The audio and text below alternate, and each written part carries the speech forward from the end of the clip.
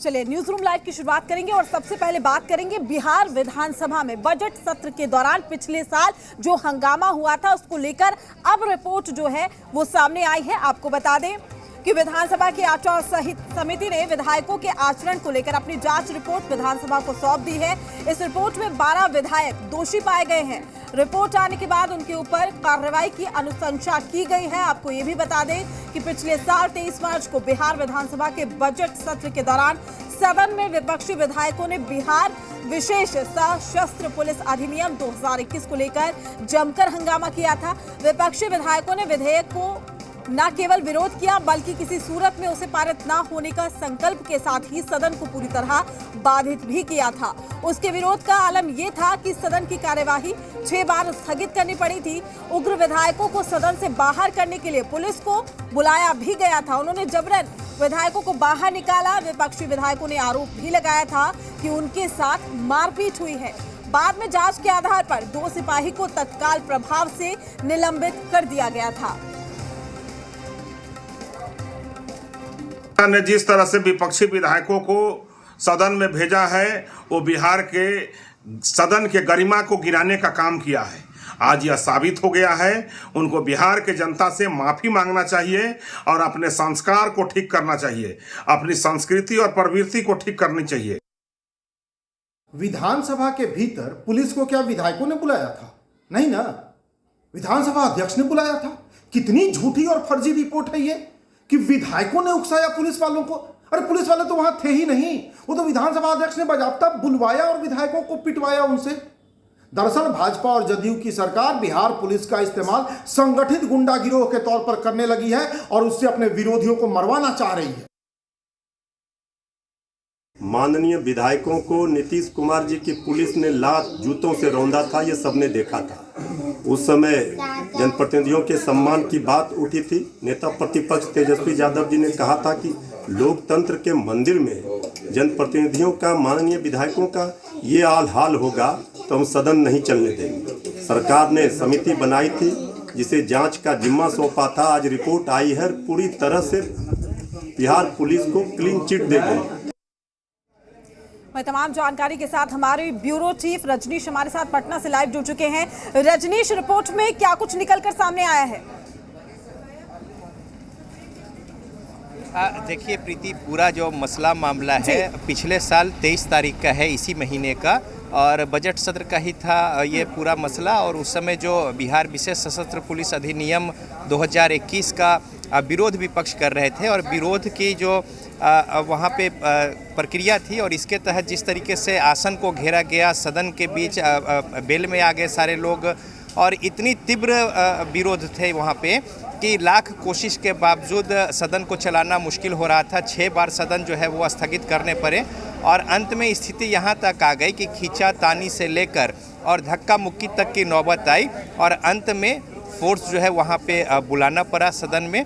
और इसके बाद की जो स्थितियाँ थी वो सबने देखी हैं, चाहे वो सदन के अंदर का मसला हो या फिर उसके बाहर का।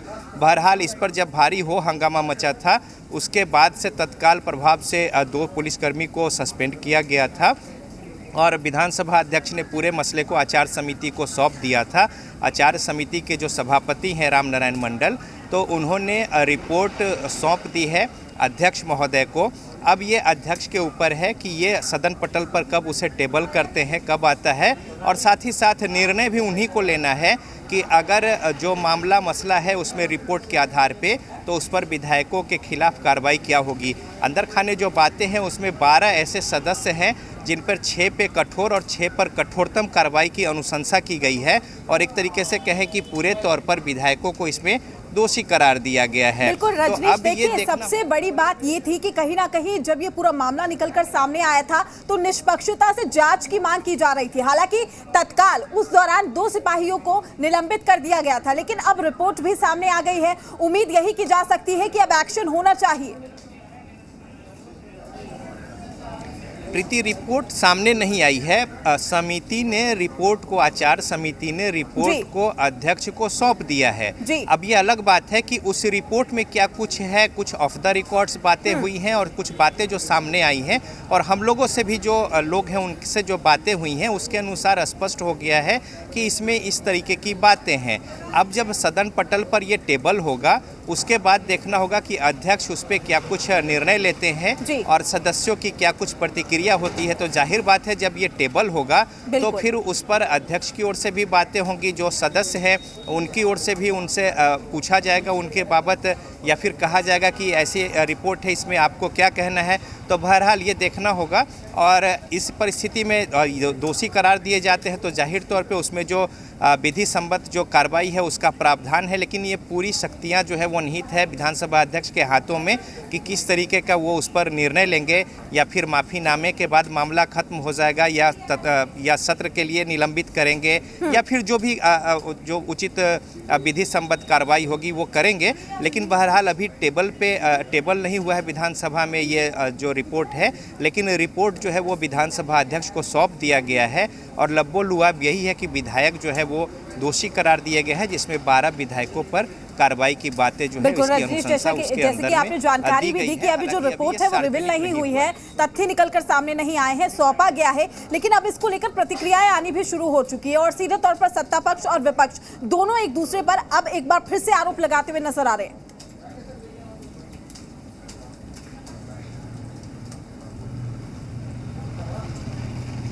सवाल हमसे है प्रीति। बिल्कुल रजनीश, देखिए आपने ये भी जानकारी दी कि जो रिपोर्ट है वो सामने नहीं आई है, फिलहाल अभी सौंपा गया है, लेकिन अब कहीं ना कहीं समिति ने जिस तरीके से इसको सौंपा है, सत्ता पक्ष और विपक्ष एक बार फिर से एक दूसरे पर आरोप लगा रहे हैं। देखिए तब भी जब ये मसला मामला हुआ था तो पक्ष और विपक्ष सीधे तौर पे आमने सामने थे और एक दूसरे के ऊपर निशाना साध रहे थे, एक दूसरे को कटघरे में खड़ा कर रहे थे। और अब जबकि समिति ने रिपोर्ट को अध्यक्ष को सौंपा है, हालांकि अभी टेबल नहीं हुआ है, लेकिन जो बातें हैं इसको लेकर विपक्ष सीधे सीधे सरकार पर निशाना साधते हुए लोकतंत्र की हत्या समेत तमाम जो सदस्य हैं उनको बेइज्जती कराने का हवाला देते हुए सरकार को कटघरे में खड़ा कर रही है। जबकि सत्ता पक्ष ये कह रही है कि विपक्ष का जो रवैया था वो संवेदनशील नहीं था और जो लोकतांत्रिक व्यवस्था में आचरण है उसके अनुरूप नहीं था, लिहाजा मजबूरन ये कदम जो है वहाँ पे उठाना पड़ा। तो सीधे सीधे पक्ष और विपक्ष इस मसले को लेकर आमने सामने में है और अपने अपने तरीके से तर्क देते हुए एक दूसरे के ऊपर सवाल खड़ा कर रहे हैं। और इस बीच में अनुशंसा जो समिति है, अनुशासन समिति, उसकी रिपोर्ट अध्यक्ष के पास सौंप दी गई है और इसी सत्र में इसे टेबल भी होना है और देखना है कि आगे इस पर फिर विधानसभा अध्यक्ष किस तरीके से निर्णय लेते हैं और उस पर क्या कुछ आगे कार्रवाई होती है। जी प्रीति। रजनीश, बिल्कुल तमाम जानकारी देने के लिए आपका शुक्रिया, तमाम अपडेट भी हम आपसे लेते रहेंगे, आप नजर बनाए रखिएगा। शुक्रिया हमारे साथ जुड़ने के लिए। चलिए अब बात करेंगे बोचहा सीट को लेकर। लगातार जो सियासी घमासान है वो देखने को मिल रहा है और यही वजह है कि अब एनडीए में भी ये घमासान बढ़ता जा रहा है और सीधे तौर पर ये जो घमासान है वो दिखाई दे रहा है। बोचहा सीट का हम जिक्र कर रहे हैं, जहां विकासशील इंसान पार्टी यानी कि वीआईपी ने फिर कहा है कि बोचहा से वीआईपी ही चुनाव लड़ेगी और पार्टी के राष्ट्रीय उपाध्यक्ष राजीव मिश्रा ने कहा है कि ये सीट वीआईपी की है, इस सीट पर उसी का अधिकार है और मामले पर कोई इफ और बट नहीं है। वहीं मामले पर बीजेपी का कहना है कि सभी को गठबंधन धर्म का पालन करना चाहिए। पार्टी आलाकमान तय करेंगे कि बोचहा सीट किसके खाते में जाएगी। वहीं एनडीए में जारी खींचतान पर विपक्ष ने भी तंज कसा है। बोचहा सीट गठबंधन की सीट है और वीआईपी की सीट है और बोचहा से वीआईपी गठबंधन में चुनाव लड़ेगी, इसमें कहीं कोई इफ बट नहीं है। देखिए, भारतीय जनता पार्टी गठबंधन दलों के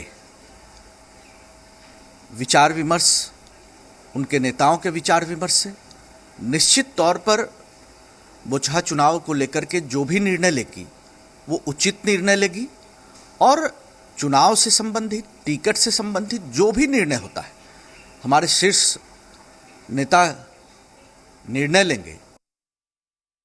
बोचहा विधानसभा सीट पर उपचुनाव की घोषणा हो चुकी है। एनडीए में सभी फैसले शीर्ष नेतृत्व के लोग मिल बैठकर आपसी समन्वय से लेते हैं। इसका उदाहरण आपने हर चुनाव में देखा है। लेकिन दूसरी तरफ ये महाठगबंधन के लोग हैं जिनके बीच में नूरा कुश्ती चलती ही रहती है।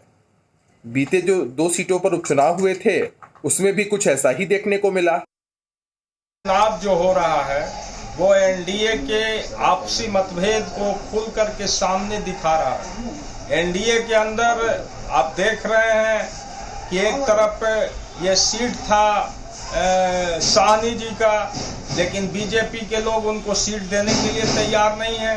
तो ये जो अंतर कुश्ती चल रहा है ये दर्शा रहा है कि एनडीए के लोग जो हैं आपस में सिर्फ लाचारी और व्यवस्था के चलते एकजुट। लेकिन जो होगा वो तो आप भी जानिएगा, हम भी जानेंगे। लेकिन जो परिपाटी अभी बिहार में चली आ रही है कि एक दल दूसरे दल को गठबंधन में धोखा दे देता है, जो हमारे साथ हुआ है पिछले दिनों, तो वो उनके साथ भी हो सकता है। ये बात तो हम कह सकते हैं। तमाम जानकारी के साथ हमारे संवाददाता नवजीत हमारे साथ लाइव जुड़ चुके हैं। नवजीत, एनडीए में लगातार बोचहा सीट को लेकर घमासान बढ़ता हुआ दिखाई दे रहा है। जी बिल्कुल, देखिए जिस तरीके से एनडीए के जो 3-4 जो दल हैं, घटक दल हैं, उसमें तो जेडीयू है एकदम किनारे है। उसका साफ कहना है कि चूंकि यह मेरा सीट नहीं है, हमसे किसी के साथ गठबंधन नहीं है, लिहाजा वो बीजेपी और वीआईपी जाने। लेकिन कहीं न कहीं जो दोनों में तालमेल होनी चाहिए था, जिस तरीके से या तो सपोर्ट करना चाहिए था जेडीयू को, वो नहीं कर पा रही है, चाहे वो मुकेश साहनी को हो या फिर बीजेपी को हो। वजह साफ है कि जेडीयू को पता है कि कहीं न कहीं जो हो रहा है, जो कुछ आगे चल रहा है, वो एनडीए के लिए सही नहीं है, लिहाजा वो चुपचाप किनारे बैठ कर देख रहे हैं। लेकिन सबसे अहम बात है, जो मुकेश साहनी जिस तरीके से मुखर होकर के बातें अपनी कर रहे हैं, जिस तरीके से उनके सीट को कह लीजिए कि बीजेपी है वो हथियाने की कोशिश कर रही है। अब मुकेश साहनी को सोचना होगा कि आखिर उनके साथ क्या किया जाए। क्या वो जब सीट नहीं मिलती है तो क्या वो अपना कैंडिडेट दे सकते हैं, स्वतंत्र रूप से लड़ सकते हैं, जबकि विधानसभा में जो सदस्य हैं बीजेपी की ओर से कई बार ऐसे बयान आ चुके हैं मुकेश साहनी को नीचा दिखाने के लिए, नीचे करने के लिए, कि उन्हें इस्तीफा तक मांगने की बात कर दी। ये अलग बात है कि यूपी चुनाव को लेकर, लेकिन दरअसल एनडीए में पूरे तरीके से तालमेल नहीं है, जिसका फ़ायदा आरजेडी को कहीं न कहीं उठाने की कोशिश करेगी। लेकिन आरजेडी में भी एक समस्या है, आरजेडी और कांग्रेस में भी कोई तालमेल नहीं है। तो उपचुनाव को लेकर के जितने सारे दल हैं वो एक तरीके से देखा जाए तो एक दूसरे पे प्रहार कर रहे हैं, एक दूसरे के विरोध में खड़े हैं। लेकिन चूंकि अब तिथि की घोषणा हो चुकी है तो एक उम्मीद होनी चाहिए। लेकिन नवजीत देखिए, बड़ी बात यह है कि सुर कहीं ना कहीं अगर पार्टी के अंदर ही अलग अलग नजर आ रहे हैं। बीजेपी कहती है आला कमान तय करेगा, मुकेश सहनी प्रमुख होकर, देखिए आप किस तरीके से लगातार जो उनके बगावती तेवर है पार्टी को लेकर वो भी नजर आते हैं। तो ऐसे में सीधे तौर पर यह कहा जाए कि आप बैठे बिठाए विपक्ष को मौका दे रहे हैं, विपक्ष तंज कस रहा है इसको लेकर। देखिए बिल्कुल, जिस तरीके से एनडीए के जो घटक दल हैं, खासकर अभी जो विधानसभा चुनाव को लेकर, उपचुनाव को लेकर के जो वीआईपी और बीजेपी, तो उसका फ़ायदा तो आरजेडी विपक्ष को होना ही है, तंज कसेगा, बातें कहेगी। चूँकि जब आपस में ही मतभेद होगा, मनभेद होगा, आपस में एक दूसरे की बात को नहीं समझेंगे, एक दूसरे को सीट को छीना झपटी करेंगे, तो विपक्ष होगा उसको तो मौका मिलेगा। लेकिन इसके पीछे भी वजह है, जिस तरीके से बीजेपी है वो यूपी में और जो अन्य राज्यों में जीत हासिल की है, तो वो पूरे जोश खरोश के साथ है और उसे उम्मीद है कि मुझे किसी सहयोग की ज़रूरत ना पड़े, लिहाजा वो इस तरह के अटैकिंग मोड में है। ये भी एक और मसला है कि जिस तरीके से परफॉर्मेंस होना चाहिए था सहयोगी दलों का 2020 में जो बिहार विधानसभा चुनाव हुआ था, लेकिन उस तरीके के सहयोगी दलों का परफॉर्मेंस ना होकर के लो चला गया है। जेडीयू का जब परफॉर्मेंस खराब हो गया है तो कहीं न कहीं तमाम चीज़ों को लेकर के बीजेपी है वो सकारात्मक तरीके से आगे बढ़ रही है, सोच रही है कि यदि मैं खुद चुनाव में जाता हूं तो मुझे ज़्यादा बेनिफिट मिलेगा। वजह साफ है कि कहीं न कहीं तमाम चीज़ों के पीछे है बीजेपी की एक नीति है कि बिहार में बड़ी बात यह है कि नीति और नियत में यहाँ पर फर्क इसलिए भी नजर आ रहा है क्योंकि एक तरफ कहा जा रहा है कि बोचहा सीट वीआईपी की है, नो इफ बट, दूसरी तरफ बीजेपी कहती है कि आला कमान तय करेगा। तो घमासान तो सीधे तौर पर दिखाई दे रहा है। शुक्रिया आपका हमारे साथ जुड़ने के लिए, अपडेट देने के लिए। तमाम अपडेट भी हम आपसे लेते रहेंगे। और फिलहाल अभी एनडीए में खींचतान जारी है बोचहा सीट को लेकर और मुकेश सहनी लगातार अपने बगावती तेवर से कहीं ना कहीं अब हैरान और परेशान भी कर रहे हैं और यही वजह है कि विपक्ष को सीधे तौर पर मौका मिल रहा है। फिलहाल वक्त तो चला है छोटे से ब्रेक का। ब्रेक के बाद आपको दिखाएंगे 2 मिनट में प्रदेश की तमाम बड़ी खबरें।